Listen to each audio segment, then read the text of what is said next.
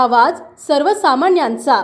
अन्न आणि औषध प्रशासन खात्याचे तुकाराम मुंढे आयुक्त झाल्यापासून एफडीएच्या राज्यभरात धडक कारवायांमध्ये मोठी वाढ झाली। शाळांच्या आवारापासून ते अनेक प्रसिद्ध हॉटेल्सवर मुंढे हे करडी नजर ठेवून आहेत। त्यामुळे नुकत्याच झालेल्या पावसाळी अधिवेशनात अनेक सत्ताधारी आणि विरोधी आमदारांनी मुंढेंची आता कोणत्याही इतर खात्यात बदली करू नका अशी मागणी केली। धडाकेबाज कारवाई करणाऱ्या या तुकाराम मुंढेंनी आता शाळेच्या 50 मीटर परिसरात जंक फूड विक्रीला बंदी घातल्याचा शासन निर्णय जारी केला। यामुळे वडापाव, समोसे, भजी, बर्गर तसेच अन्य जंक फूड्स विक्री करणाऱ्यांचे धाबेदार आणले आहेत। महत्त्वाची बाब म्हणजे राज्यातील शासकीय अनुदानित खाजगी निवासी तसेच राज्य मंडळ, सीबीएसई, आयसीएसई आणि इतर सर्व मंडळांशी संलग्न शाळांना हा आदेश लागू करण्यात आलाय। लोकांचे आयुष्य हे दिवसेंदिवस घड्याळाच्या काट्याप्रमाणे धावणारे होत चालले आहे। हल्ली बहुतांश पालक हे नोकरी करत असल्याने त्यांचा इन्स्टंट होणाऱ्या पदार्थांकडे सर्वाधिक कल असल्याचे सुद्धा पाहायला मिळते।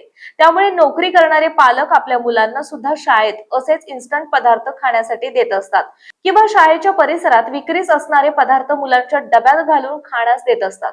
लहानपणापासूनच मुलांना उच्च चरबी, साखर आणि मीठ असलेले अन्नपदार्थ, शीतपेये, चिप्स, तळलेले स्नॅक्स आणि जंक फूड खाण्यास दिल्याने अनेक मुलांमध्ये लहानपणापासूनच लठ्ठपणा, सूक्ष्म पोषक तत्वांची कमतरता, ॲनिमिया, एकाग्रता कमी होणे आणि पुढील आयुष्यात जीवनशैलीजन्य आजारांचा धोका वाढतो। याच कारणामुळे आयुक्त मुंढेंनी शाळांना असलेल्या सर्व प्रवेशद्वारापासून 50 मीटर परिसरामध्ये जंक फूड विक्री, जाहिरात, विपणन आणि मोफत वितरणावर बंदी घातली आहे।